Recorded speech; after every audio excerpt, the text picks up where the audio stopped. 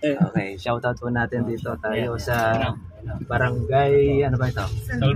Salvacion. Ayan, sakop na siya ng lokal na kaligtasan. Tapos, ano bang bayan ito? Si Roma. Yan, si Roma, Camarines Sur. Ayan, sila po pala, wala pa silang experience. Pero silang kalamansi isang puno. Eh, nag-aagawan sila pagka may bunga. Eh, sabi ko, magtanim sila ng maraming puno para noon, pagka nagbunga, marami silang mapipitas. Ayun, pagdating nandun sa experience sa kalamansi, ayan, hindi naman po mahirap alagaan niya. Para ka lang nag-aalaga lang ng gulay dyan. Paano yung gulay mo pagdating ng tag-araw, iyo siyang pinatutubigan, eh kayo, malaki ang balon ninyo, ito yung tubigan nyo. Wala naman siyang pinipiling lupa, basta ang lupa niya, wag lang siya yung stay ng tubig o yung stagnant water. Kasi pag stagnant water yan, mamamatay ang kalamansi. O pwedeng gawa ng paraan yun, ang pagpapagagawin doon, pagpaplat ang pagtatanim. Hindi mo siya ibabaw, nakahang siya. Tapos gagawa ka ng kanal sa gitna, pag nag-ulanan, nasa gitna yung kanal. Ang kalamansi po ba ang gusto niya tuyuan o matubig?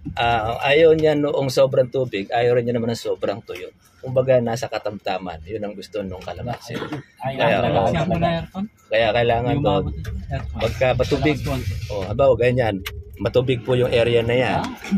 Doon sa mataas na area, doon tayo magtatanim. Hindi sa pinakababaan na yan. Pag mababa kasi yan, doon kasi mag-i-stay yung tubig pagkatagulan, mamatay yung kalamansi natin. Yung pong sinabi yung nakahang nakahang.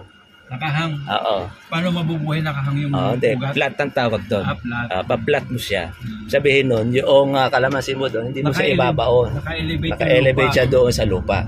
Para nun, pag nirnay mo siya doon, kukuha mo na lang. Papatungan mo na lang siya ng lupa. Ganun ang ginagawa pagka medyo mababa ang area. Pero pagka mataas naman ang area mo, hindi mo na kailangan ihangin. Kaya halimbawa, may lote ako. Oo. Good for 200 2,000 square meters. What? Ganon? 2,000 square meters. 200 na puno. More or less, magkano pupuhunanin doon? Sa 200 na puno yan, depende rin kasi doon sa, pag XL siya, mamumuhunan ka siguro dyan, mga nasa 30,000. Doon sa may puno na yon, kasama na doon pati yung pagtatanim mo. Kumbaga, yun ay isang pagtatanim mo siya na pang matagalan mo na. Minsanan lang, hindi ka palit ng palit kagaya ng mais. Kaya dito nakita ko, maraming mais dito. Yung mais dyan, pagka yan ay natrahedya ka o kaya nakalamidad, patay ang mais. Ubos yan. Pwede i-convert yung pwede mo siyang i-convert doon sa kalamansi. Kasi yung lupa ng mais at ng kalamansi, halos pares lang din ang gusto mo. Gusto nung mais, buhagog din ang lupa. Gusto rin ng kalamansi, ganun din. Wala siyang pagkakaiba rin din sa gulay. Kaya lang sa pagtag-araw, dapat marunong tayo magtubig. Titingnan mo rin yung gusto ng kalamansi mo. Bawa, nakita mo yung kalamansi, medyo tumitiklop na yung kanyang dahon. Kahit hindi nagsasalita ang kalamansi, alam mo kung ano kailangan niya. Pag tumitiklop, ano yan? Kailangan niya ng tubig. Pagka nakita mo naman yung dahon niya ay nag-yellowish, kahit di mo siya tanongin, alam mo kung ano kailangan niya. Pataba. Ganun. Pag nakita mo naman, wala siyang bunga, meron kang isang bagay na gagawin doon. Pamumungahin natin siya. Potassium. Yun. Kailangan mo rin ng potassium. Kaya yung i-spray mo yun? O pwede mo siyang sprayin, pwede rin naman siya merong pataba na ilahalo mo siya. Hindi na magpapares. Sulfate 21. Oo. Kasi pagka halimbawa, na-tsempo mo, gaya niyan, medyo mahal ang kalamansi. Ang isang bag, maabot ng 2,000 ang isang bag. Doon sa 200 bag, pagka yan, nakapitas ka ng 10, o magkano nakuha mo doon? 20 lang. Sa 200 na 40,000. 20 nila yun. Sa 2,000 square meter, pagka umani ka, sinuwerte ka pa doon. Yung investment mo ng 30,000, balik mo na kagad yung puhunan mo. Isang taon, makukuha mo na siya. Sa 2,000 square meter na 200 na puno, ilang bag ang maha-harvest mo doon? Marami na doon. Yung potential. Pwede yung humarvest yan ng 20 to 30 bag. May tanong po. Halimbawa magka-interest po sila, kayo po may pupunta rito para i-turuan sila. Yun lang. Meron lang tayong video call. Video call natin kayo para hindi na kayo magastusan. Tapos pakita nyo sa atin yung video, yung punlanan yung titingnan para makita natin, baka mamaya expired yung punlanan nyo makukuha. Matutuwa kayo. Sige, sa Facebook. Tsaka, load kayo lagi doon sa YouTube natin. Kalamansi Trivia. Ngayon, Garilyo Bunag sa pag kumikita na po kayo, saka nyo po i-add yung messenger account ko. Kumikita na kayo. Kasi kailangan ng middleman po, di ba? Middleman, oo. Inihahalo niya rin sa kaupa. Ay, wala yung market na yun. Nagkukulang pa sila ngayon na supply ng kalamansi. Oo, hindi na nakakarating dito eh. Product po natin yung si Brad nakakuha sa kalamansi. Banda ng kalamansian, gagawa ka ngayon ng juice. Hindi mo na kailangan i-market. Juice na lang i-market. Ikaw na mismo yung mag-juice. Kapag hindi naman dinadala yung tsaka mga product. Maganda kasi nung kalamansi, magpupunta sa vitamin C. Tapos, pag halimbawa, dito maraming ritong ahas. First aid lang naman yan. Nakagat kayo ng ahas, pwede mo siyang kaskasin ng kalamansi. Pinaka-first aid, nakagat ng aso, nakagat ng pusa. First aid mo yan, yung kalamansi. Hanggang sumudugo yun, linisin mo siya na linisin. Ngayon, para sure ka, dali mo pa rin sa doktor. Hindi na. Yung sariwang kalamansi, huwag nyo na paduduguin kasi ang practice ng iba. Kayo pong naglagay ng salvation, no? Opo. Busin na lang. Yan tayo pumasok ako. Ay, dito sa lugar nyo nito, ang luwang ng lupa, sayang lang, oh. Kaya lang, di sa atin yan. Pero pagka dito, kasi sa Camarines, meron din may kalamansi. Yung kapatid natin nagtanim, meron siyang 69 na puno nung magkita kami. Sabi ko, dagdagan mo kahit yung mga 100. Para kasi yung sagingan niya, patay mo na kakay saging, mahina ang kita sa saging. Ilang hektar yung initial librad doon? Nasa 1,000 square meters yun daw yung kanyang, kaya 100 na puno pwede niya ilagay doon na kalamansi. So pagka ganun, kung talagang mayabong ang bunga, nakakailan oo, yung isang puno pwede magbunga yan ng 10 to 15 kilos.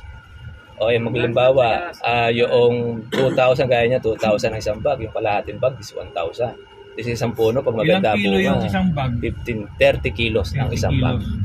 Ibig sabihin yung isang puno, kalahating bag? Pwede. Basta pagka siya nasa edad na 2 taon, mataas, pahigit, habang lumalaki yung puno niya, lumalabong, dumadami bunga. Depende rin doon sa nag-aalaga. Pag alam ang diskarte.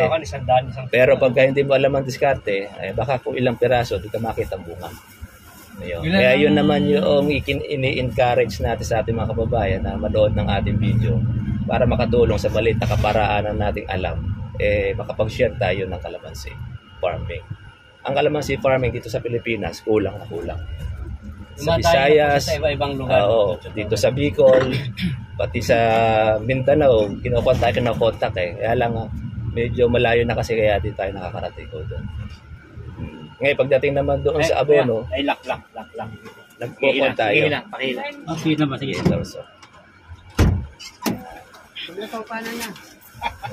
Okay. Sige. Maganda yung kalamansi. Hindi siya mahirap alagaan. Para ka lang nag-aalaga. Okay na. Okay? Ayan. Kaya dito, ini-encourage natin sila magtanim ng kalamansi kasi nakatiwangwang yung lupa nila, walang tanim. May nakita tayo sa puno, pag-aagawan pa nila pagka magpipitas ng para sa pansit, maagad. Kung maraming tanim kayo, makakapag-share pa kayo sa iba. Lalo sa kapitbahay ninyo. Lalo pagka mahalang kalamansi. Magiging kaibigan nyo pa sila. Kaya lang, ang kalamansi, pagka mahal yan, asahan ninyo, may nanduduwid dyan. May kaibigan kayo dyan na nagnanakaw. At ibabantayin nyo rin naman. Ilang presyo ng per kilo sa kalamansi? Mapatakilan na mga nasa 80 per kilo. Yun na yung pinakamataas na inabot? Oo, mataas. Kasi nung nakaraan, umabot ng 2.7 ang isang bag, 30 kilos. Ibig sabihin, pag 80 yung 2.4 ang presyo. 80 isang kilo. Yung pinakamababa naman? Pinakamababa, nasa 5 to 600 ang isang bag, 30 kilos. Hindi ka natalo doon dahil wala ka namang gasto sa tagulan. Hindi mo na siya tinubigan, konting abono lang inilagay mo, tsaka hindi mo na siya in-insecticide. Gano'ng katagal naman ang tinatagal ng isang puno ng kalamansi? Umaabot yan ng 15 to 20 and so on. Gano'ng katagal yun. Years yun. Umabot ng 40 years. Sa asawa ka na. Hanggat napipitasan mo siya. Dahil pag mataas ang kalamansi, pwede kang gumawa ng hagdan. Yung kalamansi niya sinasabi daw. Oo. Hindi pa mahirap alagaan ang kalamansi. Pwede ka magtanim ng gulay sa pagitan niya. Halimbawa, pinalalaki mo yung kalamansi mo, naiinip ka. Magtanim ka ng sitaw o magtanim ka ng gulay, sili, Pag malaki na yung kalamansi mo, sa concentrate na yung kalamansi mo. May puno na ako ng mangga doon. Oo. Gusto ko magtanim ng kalamansi. Paano gagawin ko? Gagawin natin doon, i-clear muna natin yung mangga. Ngayon yung mangga, pa pwede mong i-furniture para yun ang gawin ninyong puhunan para sa punla. O ba, binenta mo siya, at least yun meron ka ng pampuhunan. Hindi ka na magagaling sa sarili mong bulsa yung pampuhunan. Ganyan pala yung puno ng mangga ko. Ganyan pala. Maliit. Yung pang-uling pwede yun. Oo, pwede siya. Hindi siya mahirap alagaan. Ang ganda naman kasi noon, yung mukha mo kaya niyang paasimin. Pero meron pang patamis doon. Yun yung natawag na magic fruit. Alam niyo ba yung magic fruit na yun? Pagka yun na nakain mo, lahat ng maasim matamis. Meron din ako doon. Yun nga, pagka pinibisita tayo na subscriber ko, meron silang pauwi na magic fruit. Yun. Maraming bibisita sa atin doon. Yung kapatid doon sa Camarines Sur di siya makapaniwala ako yung nakita niya. Ako rin di ako paniwala nanonood pala sa akin ng video. Kasi karoon siya ng interest sa kalamansi farming. Ngayon hindi ka lang sa kalamansi po kumikita, pati sa YouTube. Sa YouTube, paano commercial natin yun. Kumbaga yun yung pinaka-platform natin para yung mga tao magkaroon sila ng panoorin. Baka mamaya, totoo ba kaya itong vlogger nito? Baka gawa-gawa lang. Kasi ginagawa natin, ako yung farm tutorial. Ako rin yung nagtatrabaho, ako rin yung naglilinis para makita ng mga subscriber natin. Hindi lang pamibig lang tayo, puro bunganga lang. Tayo gumagawa. Para magbigay tayo ng inspirasyon sa ating mga kababayan na kaya pala kahit isang tao gumawa ng 1 hektarya kalamansi. Ganun yun. Dito sa inyo, maraming bakanting lupa. Ang hanapin lang dito kung saan meron dito nagtitinda na pulang kalamansi. Ang kunin ninyo yung grafted, wag yung marketed. Kasi dito sa inyo, mayroon mga nagmamarketed dyan, matagal yun. Sabi nila yung grafted may kilaw daw ang buhay. Hindi, matagal ang grafted. Kasi nagmula yan doon sa Kalamandarin, yun ang original niya, rootstock. Tapos dinugtungan siya ng kalamansi. Kumpara mo doon sa mismong buto ng kalamansi. Ang buto ng kalamansi, pag yan tinanim mo, 8 years yan bago siya magbunga, tapos mahahaba tinik. Pag markot naman siya, kumaga matagal siya bago bumulas. Sabihin ng markot? Markot yun, pinaugat doon sa sanga. At saka matanda na siya. Kumpara mo doon sa grafted, dinugtungan siya ng batang kalamansi, tapos puno siya. Matanda yung puno. Oo, naidudugtong mo siya. Para noon, agad, may bunga na kagad. Kaya 1 taon pa lang yung kalamansi mo, ganyan na siya. Kaka-harvest ka ng paunti-unti. Yun ang isang maganda sa kalamansi. Okay, laki yung tanak. Isa na kahit medyo may trangkaso tayo ng konti. Huwag ka mag-alala, wala namang COVID.